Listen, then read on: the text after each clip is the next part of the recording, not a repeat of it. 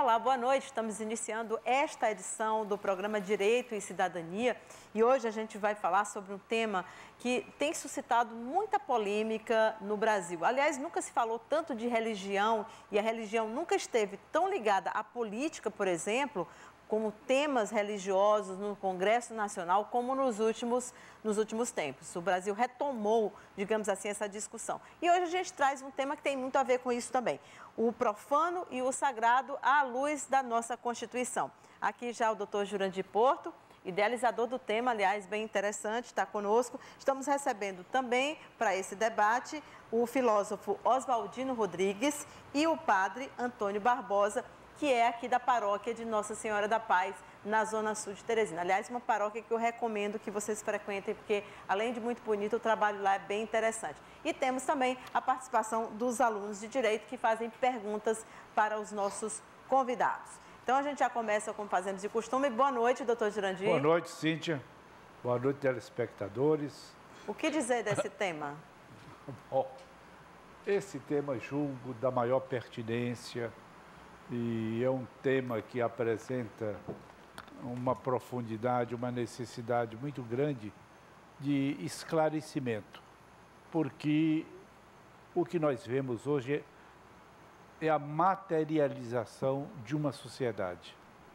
As pessoas esquecem que são da espiritualidade. Cada pessoa não é só aquela pessoa física. Há um corpo e um espírito dentro daquele corpo. A questão da religião é uma questão de grande necessidade. Um povo religioso é um povo sem violência ou menos violento. É um povo que tenta cumprir as leis de Deus, os ensinamentos de Cristo, a ética e a moral pregada por Cristo. Na medida em que as pessoas deixam o lado espiritual para se dedicar ao corpo, à matéria, o que a matéria pode sugerir? Competição, orgulho, vaidade, todas aquelas inclinações que não são desejáveis ao prosseguimento de uma sociedade sadia, ao desenvolvimento de uma sociedade que quer ser uma melhor sociedade. De modo que estamos vendo, e o que motivou a minha lembrança para esse tema foi uma passeata, um desfile. Uma parada gay de São Paulo. De São Paulo. Podia ser de gay, de um gay. Claro, não é o fato de ser uma parada de gays. E os gays merecem todo o respeito, e não se pode zombar ou maltratar pelo fato de ser gay.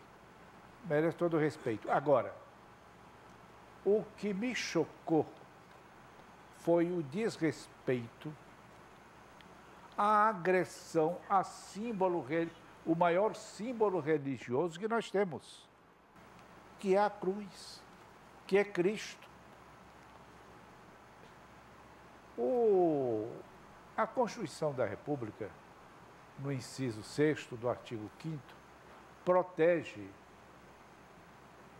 todo e qualquer culto, os símbolos religiosos e também o artigo 208 do Código Penal, estabelecendo punição a quem cometer um desatino desse, como eles cometeram. A pessoa que pertence a uma religião tem os símbolos dessa religião como algo sagrado. É algo que está acima da realidade física. É o sagrado, tem uma outra dimensão para aquele que acredita em Cristo, que acredita em Deus. É coisa sagrada. E ninguém tem o direito de desrespeitar de modo tão brutal, tão inadmissível como aconteceu. Nós precisamos de preservar. É uma obrigação legal, é uma obrigação constitucional respeitar os símbolos sagrados. Que isso não se faça com relação aos símbolos. Eu sou um homem cristão, cristão espírita, mas sou cristão. Que não se faça tamanho hediondez com símbolos, inclusive de outras religiões, que não se faça com símbolos, com coisas sagradas budistas, ou de Maomé. O mundo discutiu muito isso na época daquele atentado da França, né? Na França, com a charge lá contra os muçulmanos.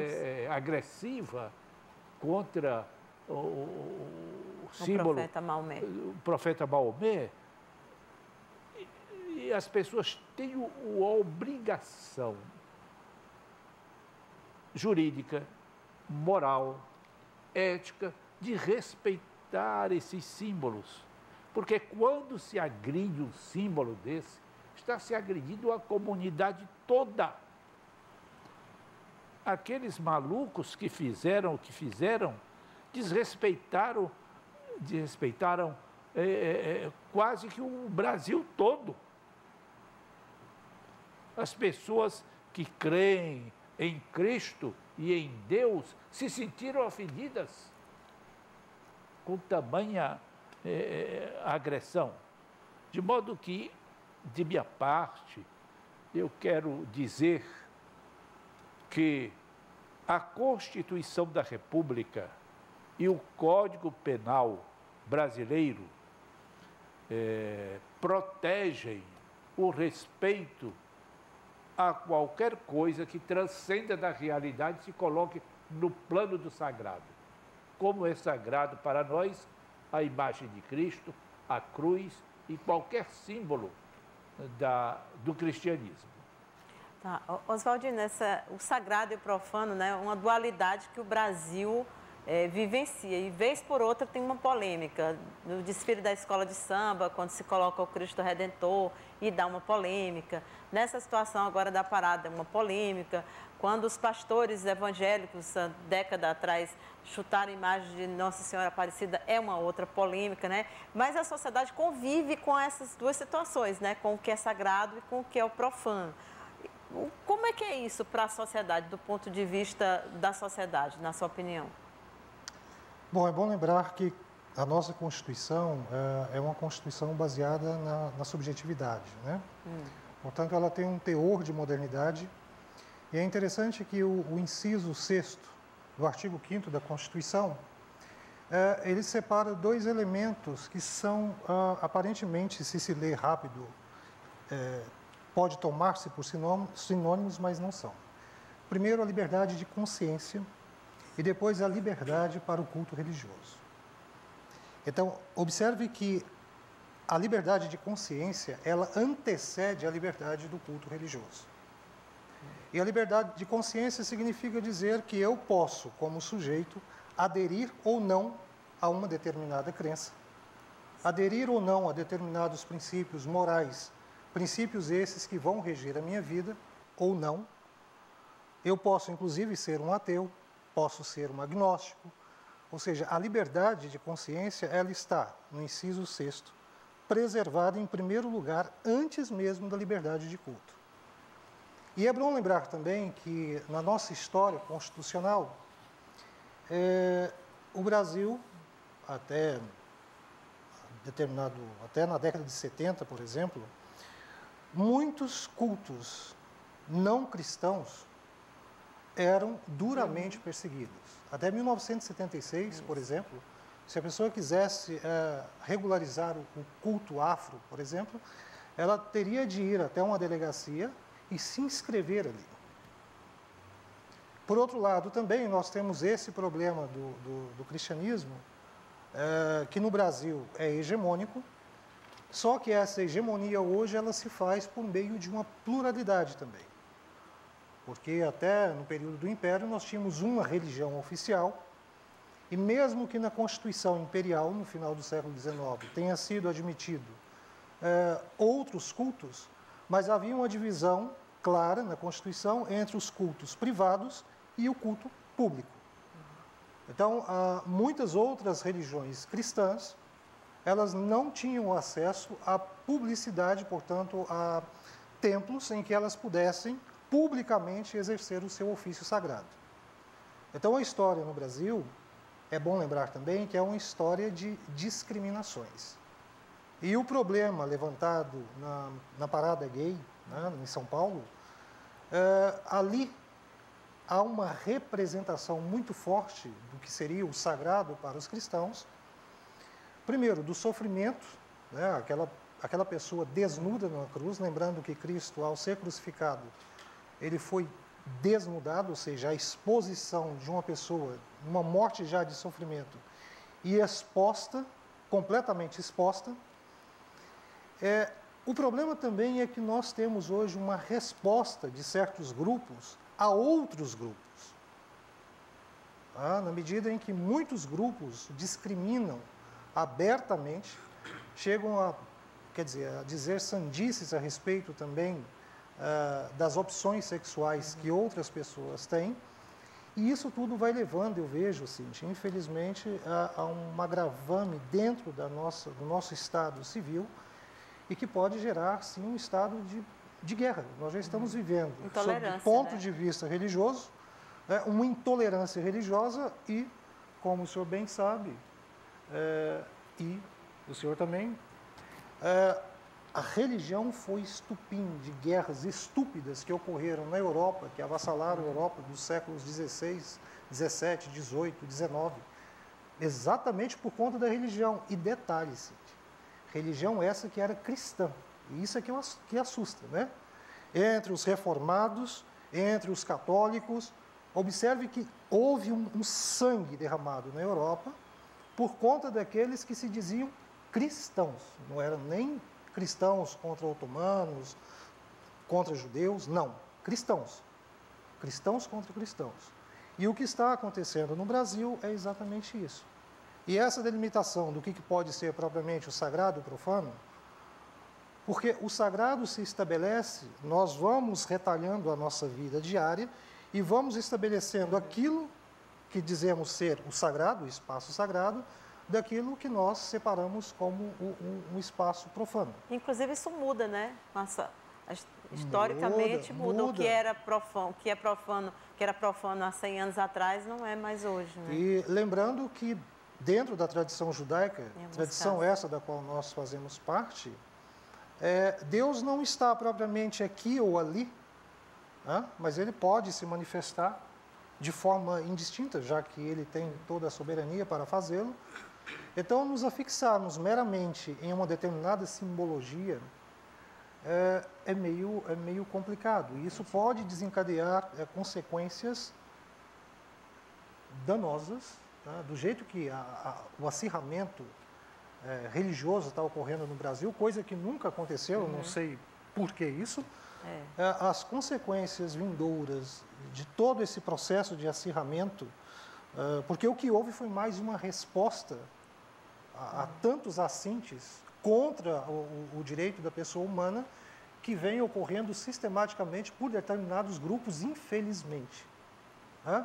Porque se determinados grupos querem serem respeitados, se eles querem o respeito, também há de se ver o respeito com o semelhante. Nesse sentido, eu adoto a terminologia de Levinas, que a ética ela é uma ótica, né? Ou seja, o outro está na minha vista e o outro tem o direito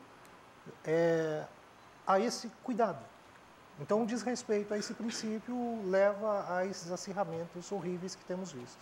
Padre, qual o ponto de vista da Igreja Católica sobre essa dualidade que o Brasil vive hoje?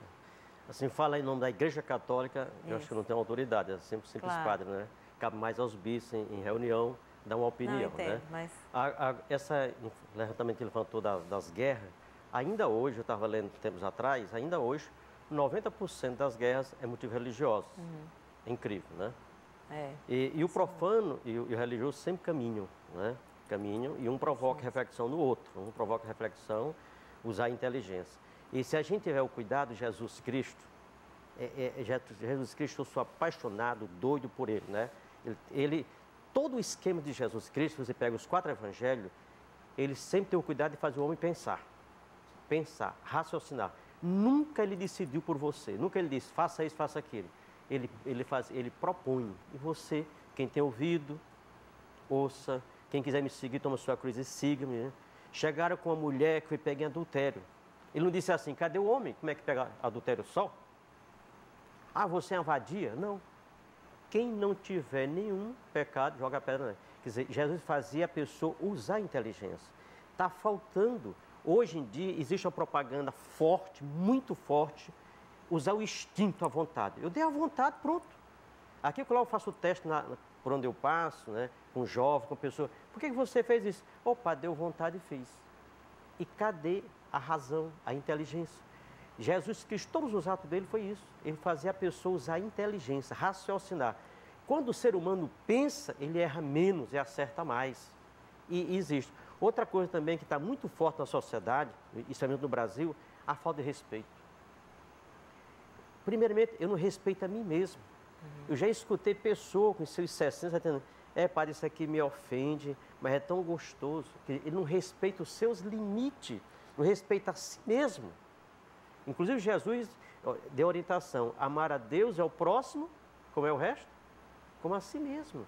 Eu só sou capaz de te amar quando eu me amo. Eu só sou capaz de amar a Deus quando eu me amo. Quando eu me amo, quando eu gosto de mim, aí sim, eu sou capaz de amar qualquer pessoa, não importa o estado dele. Viu Jesus? Ele foi crucificado naquela situação. Pai, perdoa, não sabe o que faz. Sabe que não sabia? Sabe que só tem gente inocente ali? Mas Jesus tem, porque ele se ama assim. E falta isso. Hoje a gente não se ama. Ah, eu não gosto de mim, arranco, boto outra coisa e fico, né? Daqui a pouco, né? Aliás, dizer, falta desenvolver essa cultura do respeito a si, do respeito ao outro, e aí vai criar harmonia, né? Por exemplo, esse fato aconteceu em São Paulo, né? Eu já fiz 2 vezes em casa, me ajoelhei e pedi a Deus perdão por aquelas pessoas, né? A gente tem que olhar os motivos também. Feriu a nossa, aquela cena, né? Que colocando o crucifixo no ânus do cara lá, a cena muito, né? Quer dizer, a gente viu, quer dizer, não é um questionamento. Quando é um questionamento, aquele rapaz crucificado, a gente não pode entender, não é um questionamento. Assim como Cristo foi crucificado, também esse pessoal fez a opção, está sendo crucificado. Dá para a gente olhar por aí, dá para a gente olhar. Mas quebrar as imagens, né? Você vê todos os santos lutar pela dignidade do ser humano. E se você olhar no Brasil, a Igreja Católica foi uma das primeiras, se eu não me engano, a dizer assim, o homossexual é um ser humano, um filho de Deus, precisa ser amado e respeitado, né? E isso que ele falou aqui, o Oswaldino. Se eu quero ser respeitado, eu tenho que respeitar. Se eu quero ser homossexual, amado e respeitado pela sociedade, eu tenho que fazer isso também, amar e respeitar. Aliás, né? O ser humano tem que respeitar, né? Não é só homossexual, como o senhor falou. Não, exatamente. Eu queria só comentar sobre essa sua afirmação, que eu achei muito interessante, do deu vontade. O deu vontade é uma desconexão total, né? Com a família, com a sociedade, com as regras. Você está desconectado do mundo. Deu vontade, eu faço. Não tem regra, não tem respeito, né? Não tem amor. Eu entendi dessa forma. Eu estou me rebaixando. E está realmente, né? Quem faz pela vontade é o animal, o irracional. E é a o lógica ser humano, do mundo quando ele hoje, chegar né? aqui à vontade, geralmente é essa região aqui. Chegou à vontade aqui, eu tenho que levar para o cérebro, para poder raciocinar, para poder pensar. Isso que eu estou com vontade. Faz bem a mim e a minha comunidade, ao meu povo, à minha família? Não. Então eu vou renunciar. Né? Não falta desenvolver na escola, em todos os meios de comunicação, usar a inteligência que Deus nos deu, a razão, a coisa esplêndida, maravilhosa. Segundo as pesquisas feitas nesses últimos anos, agora que nós, seres humanos, a gente conseguiu usar 7% a média mundial. Os grandes intelectuais chegam a usar entre 10% e 11%. Olha o que tem aqui dentro de potencialidade. Né? Tá certo.